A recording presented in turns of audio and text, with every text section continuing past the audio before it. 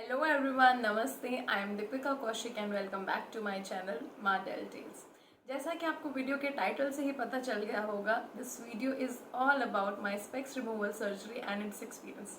So let's get started. अगर आप specs पहनते हैं तो लोगों को आपने कुछ इन नामों से आपको बुलाते हुए ज़रूर सुना होगा, जैसे कि चश्मिश, double battery and much more. And these words are quite irritating, disturbing and embarrassing. I used to feel bad about these. और इसकी शुरुआत हुई जब मैं 4th स्टैंडर्ड में थी. In my school days, I used to have difficulty in copying down from the board. और ये चीज़ आइडेंटिफाई की मेरी टीचर ने. Then she discussed the matter with my parents and that's how I got to know कि मेरी आई power -2 है. मेरी eyes week है, ये पता चलने के बाद मैंने स्पेक्स वेयर करना शुरू किया. धीरे धीरे over the period of time मेरी स्पेक्स के लिए एडिक्शन और मेरी आई पावर दोनों बढ़ती जा रही थी. इतनी एडिक्टेड थी मैं स्पेक्स को लेकर कि मैं सिर्फ 2 ही एक्टिविटीज़ के लिए स्पेक्स उतारती थी. एक था नहाना और दूसरा था सोना. और साथ ही साथ वो टीजिंग एंड बुलिंग भी चलता जा रहा था. I was not happy the way I use to look. मैं आपको 2 एग्जाम्पल्स बताना चाहती हूँ which made me feel cry कि मेरे साथ क्या हो रहा है. I just wanted to get rid of this specs. पहला एग्जाम्पल है, girls can relate to this. जब भी हम इंडियन वेयर पहनते हैं तो स्पेक्स उसके साथ अच्छा नहीं लगता. And similarly I had to attend a wedding when I was in class 6th और 7th.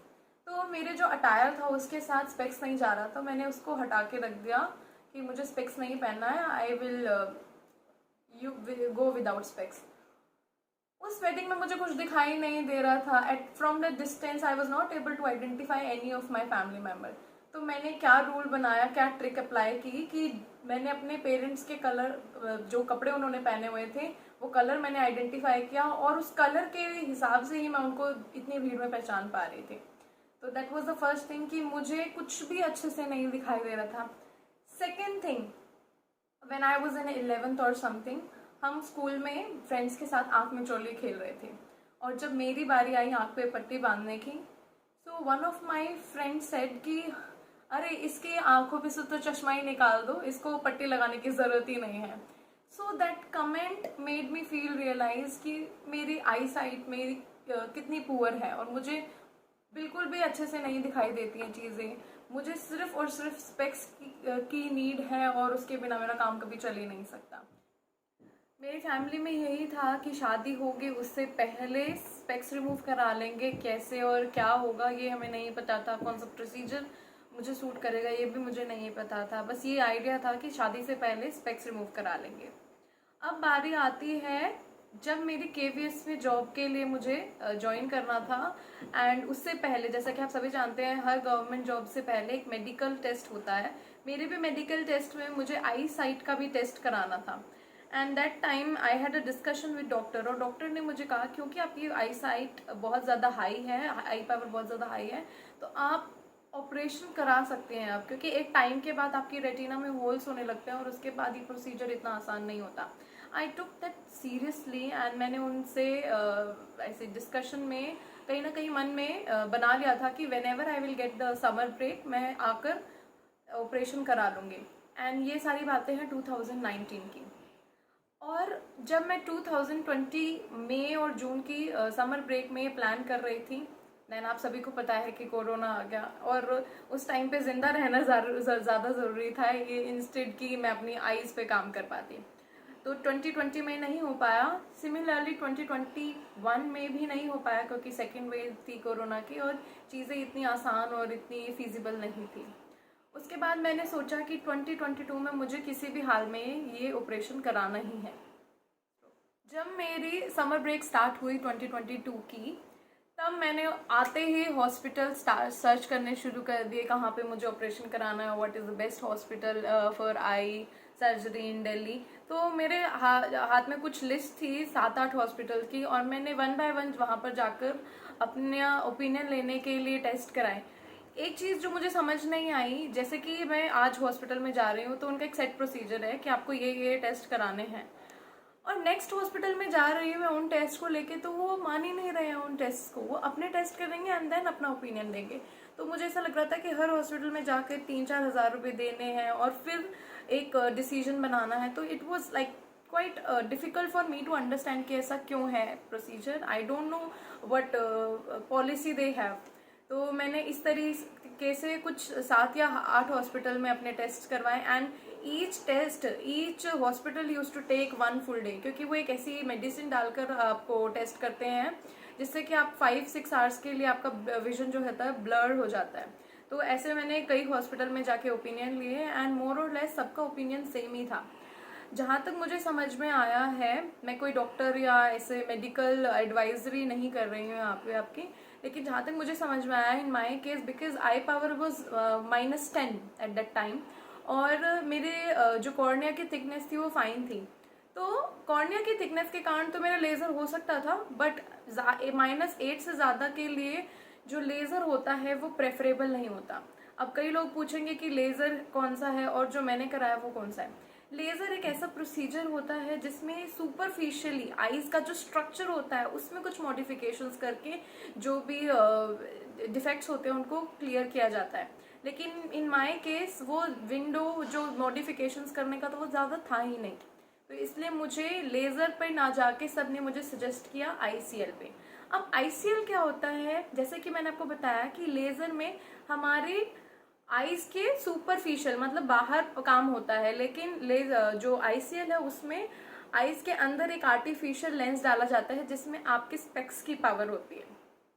तो सबने सारे डॉक्टर्स ने मुझे वही सलाह दी और मैंने उसी को फॉलो किया। अब लेज़र में क्या होता है कि डॉक्टर्स के पास ऑलरेडी मशीन है, वो कभी भी आपका लेज़र ऑपरेशन कर सकते हैं।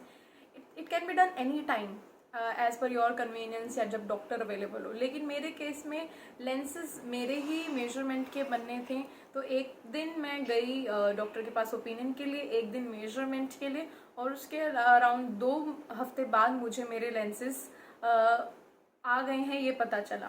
Finally the day of surgery came और आई वॉज वेरी नर्वस। उन्होंने मुझे कुछ दवाइयाँ दी खाने के लिए और ड्रॉप्स दी डालने के लिए, ताकि मैं एंजाइटी फील ना करूं just prior to the surgery वाले दिन when I went to the hospital, उन्होंने फिर से कुछ टेस्ट किए और उन्होंने पहले एक टेस्ट की लिस्ट दी थी जैसे कि BP, शुगर एंड एवरीथिंग, वो मुझे लेकर वहाँ पर सबमिट करनी थी। ये सारा काम हो चुका था and the main procedure, you won't believe, main procedure was for 5 minutes only for both the eyes and it was super convenient, super easy।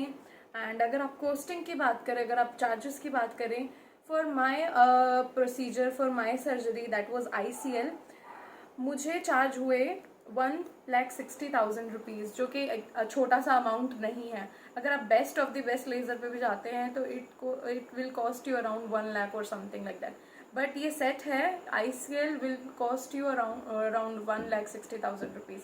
तो मैंने वही कराया because that was the only option available with me.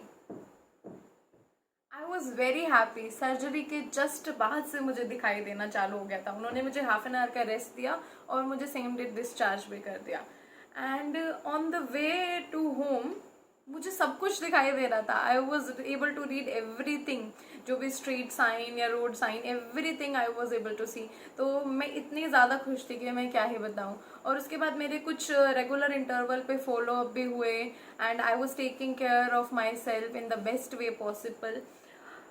जब मैं 15th day of my surgery पे मैं rest कर रही थी, I started feeling pain in my right eye and I was not able to understand the reason, because मैंने कुछ गलत नहीं किया था, मैंने बहुत अच्छे से अपना ध्यान रखा था। और अगर प्रॉब्लम राइट आई में हो रही थी तो लेफ्ट में क्यों नहीं हो रही थी, I was not able to understand. I contacted the doctor, मैंने उनके पास विजिट किया तो उन्होंने बोला कि मे बी ये रिकवरी का पार्ट है, आप वेट कीजिए, let it settle down, we will see later on.